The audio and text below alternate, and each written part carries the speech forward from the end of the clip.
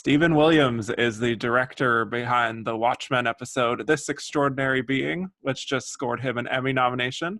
I'm Kevin Jacobsen of Gold Derby, and I want to start with this, Stephen. How did you end up finding out about your Emmy nomination, and also just about how many nominations that Watchmen received? It was really gratifying to see the response to the show. We had worked for a very long time on this piece, and it was it was a profound experience for all of us who were involved. So on the morning that the Emmys were announced, I was in fact having an early morning haircut. So didn't quite find out until somewhat later in the morning. There were a lot of text messages on my phone, and members of my of the cast and crew in our production had reached out to share the news, and I was just so happy for everyone who got recognized for all their amazing hard work on the show. Well, let's talk about this episode that you're nominated for. Can you just take us back to the early stages of planning out This Extraordinary Being? Because it feels like a huge undertaking. And I'm just curious, first of all, about the decision to film in black and white. Yeah, I mean, that decision, along with the very sort of specific visual vocabulary that we employed for this episode, came very early on. The black and white portion of it was really an outgrowth of a desire to evoke a certain time period, and all of the kind of emotional resonance that time period carried with it. It's worth mentioning that the bulk of the episode follows Regina King's character Angela Abar's journey, if you will, under the influence of a mind-altering drug called nostalgia, which essentially contained curated memories of her grandfather. And so it felt as if it was appropriate that we use black and white as a device to evoke what that experience would have felt like subjectively for Regina's character. And we see a number of shots in that extended flashback where Will Reeves is being swapped out for Angela, and also because it's a memory, there's these sudden cuts that we see that creates a very dreamlike feeling. So how did you kind of go about accomplishing all of those individual, like, cinematic aspects? Well, first off, the idea, behind the sort of the visual grammar of that specific episode was to be as subjectively connected to the experience that Angela Abar was undergoing, and so she is really working through her grandfather's memories, played by Jovan Adepo as a younger Will Reeves. And we deployed a number of devices like very long takes, and at various points judiciously swapped out one actor for the other, Jovan for Regina, to really kind of underscore the fact that Regina was having this living vicariously through the memories of her grandfather. So that decision was made in terms of the visual vocabulary of the piece. But even when you curate memories, there are certain traumatic events that occur in your life that intrude, that force their way into your consciousness. And we wanted to make a distinction between some of those memories and the ones that had been carefully curated by Will Reeves. And so those were more abrupt visual moments of punctuation, and not only were they editorially different, but there was a slight color treatment to them so that they stood out and separated themselves from the bulk of the episode, which was photographed in black and white. And there's a lot that's being tackled here, and I think it could run the risk of maybe even being too much for the audience. But for me, at least, it never really got confusing or muddled, even within that dreamlike logic. So how are That's you good to kind of, hear. yeah, Yeah. how are you able to sort of streamline that to make sure it was coherent for the audience? Yeah, we just tried to be really sort of rigorous and disciplined and focused, and anchor ourselves in the the subjective point of view that we were presenting. The subjective point of view of Regina's character, and that became the kind of the holy grail, if you will, the guiding, that the north star of how to approach the visual rendering of the experience that she's undergoing during the course of that episode. So it felt to us like, to the extent that we were able to hold fast to that approach, then we trusted and had faith, and kept our fingers crossed that the audience would be able to go along on that journey with us without getting too disoriented or confused.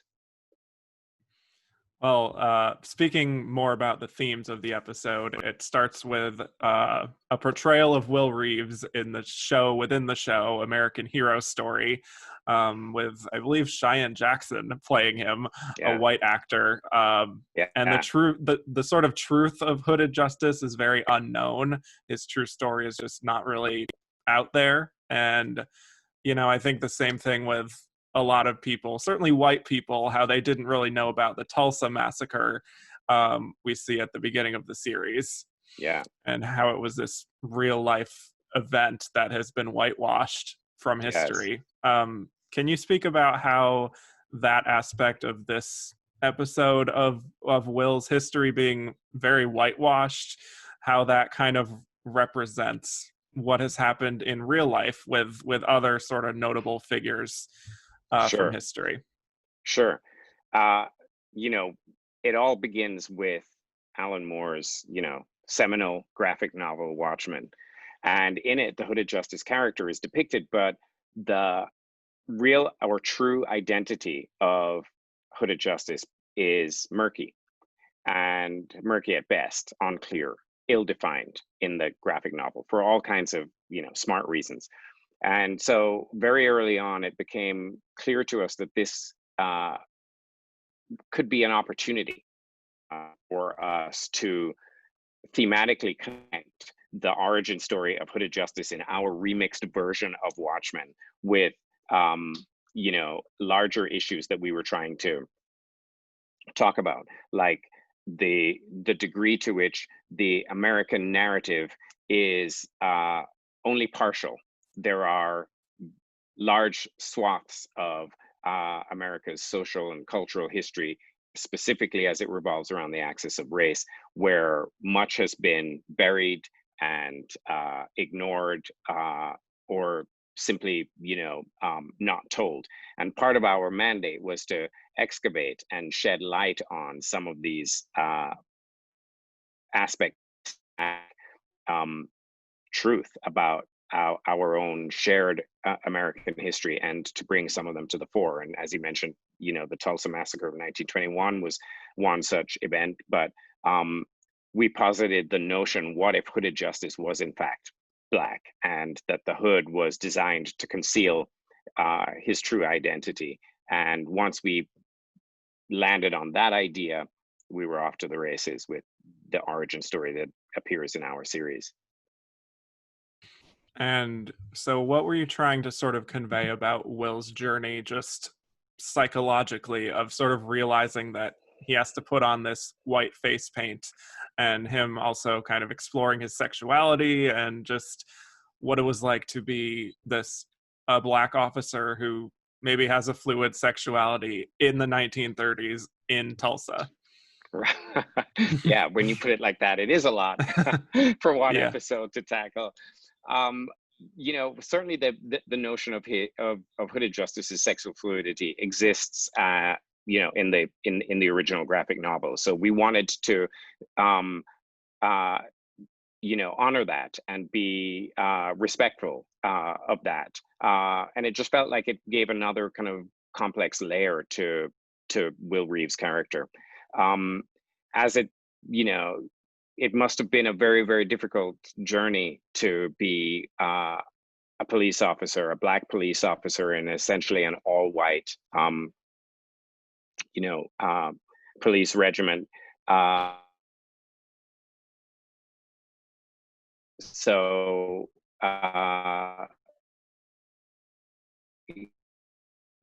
you know, in addition to the informed by being a Tulsa resident in 1921 as a child and witnessing the complete destruction of all that he knew in his family and that entire neighborhood and that entire district in Oklahoma, all of that early trauma works its way into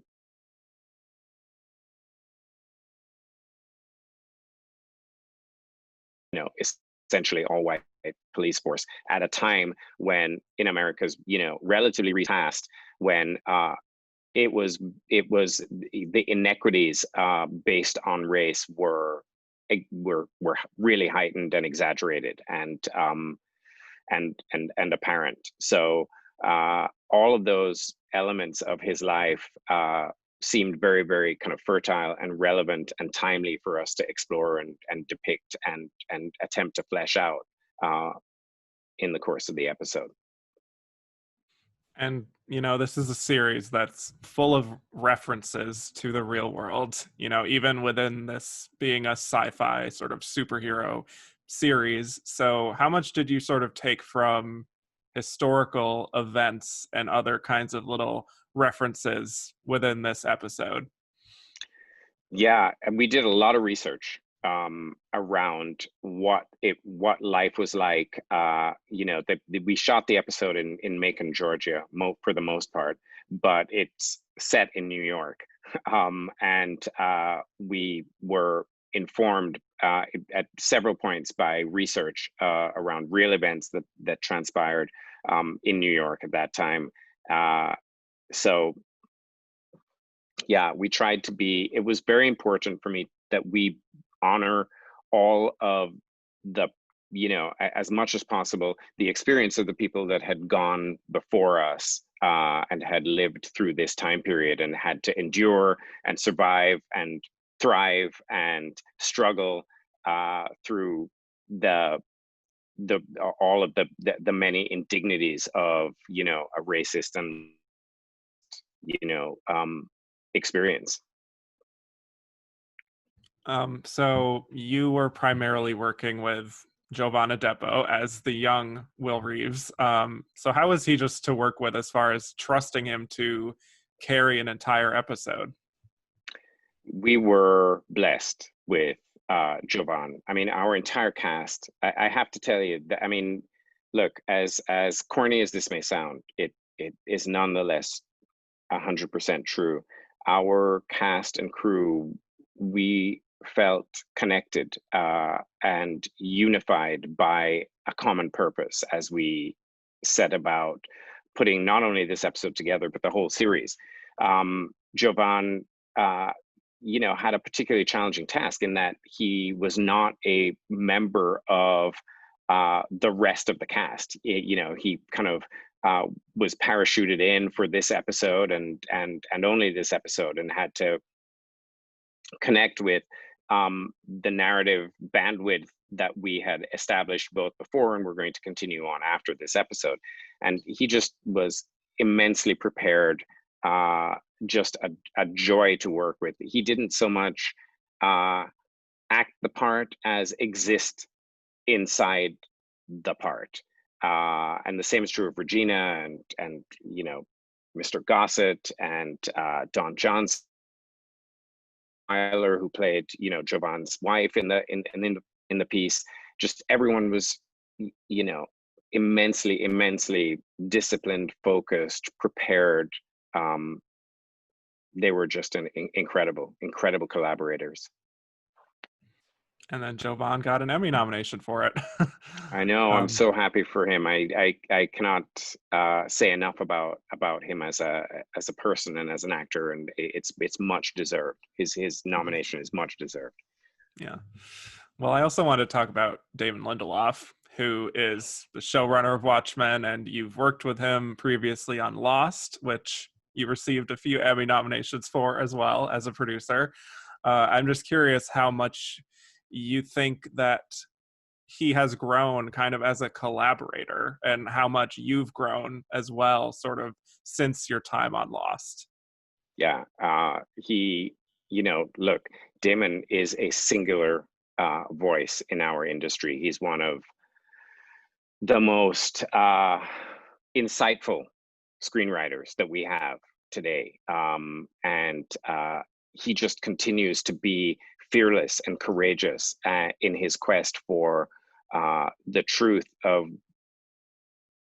not just, from a kind of macro narrative story sense, but arguably more importantly, a truth about the excavation of the emotional and internal psychological landscape of the characters that he constructs and writes. And that in turn, in a way, makes it very kind of easy to shoot scripts that he constructs, because everything is there for a reason, everything makes sense, and everything is, teed up for a visual kind of depiction. So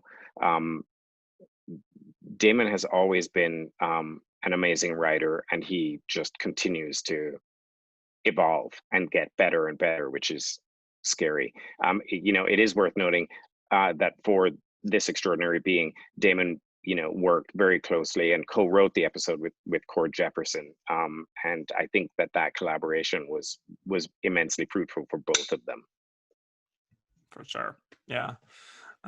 And just with you being also an executive producer on Watchmen, I can imagine that when you were doing it, you were immersed in it. You may not have been sure just how it would be received as a series, but now, it was very well reviewed by critics. Audiences seem to really love it. It just earned 26 Emmy nominations.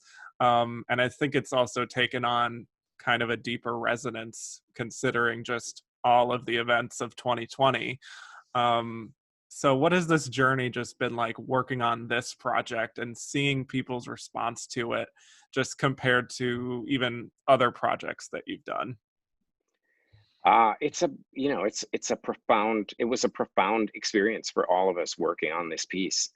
We were really mindful that, first and foremost, we were, picking up the baton left behind by Alan Moore, the original Watchmen graphic novel, which is, a hallowed piece of intellectual property. And so we were extremely mindful of the fact that we were, messing with that, remixing that. And then, as if that wasn't enough, we were also using it as an opportunity to explore this very kind of central and contentious dynamic that lies at the core of, America's identity, namely the issue of race. And so you don't venture into that territory without due regard for all the potential pitfalls that could lie ahead. And we were painfully aware of those at every step of the way, and just tried to be as respectful and as truthful in our depiction of the events that were part of the narrative tapestry of our show. We just tried to stay in that place of being as honest and as truthful as we possibly could. So at the end, emerging at the end of that very kind of lengthy, I mean, we were on the show for a year and a half, more or less, and just immersed in everything that the show entailed. So to kind of emerge and present the show to the world and have it be received in the way that it has been, humbling and rewarding and gratifying, and has been met with a not, small amount of relief from all of us. Right. Well, Stephen, thank you so much for talking to us today. Congrats on your Emmy nomination, and best of luck to you with the ceremony. Thank you so much. Yeah. Thank you for your interest, and of course, thanks for reaching out. One of the best shows of the year. Thank you. And I sincerely hope that, these are very crazy and challenging times. So I hope that you and yours are keeping safe, healthy, and well. Yes, absolutely. Same to you. All right. So for those of you watching now, hit like and subscribe for more interviews with Emmy nominees, and head to goldderby.com to make your predictions.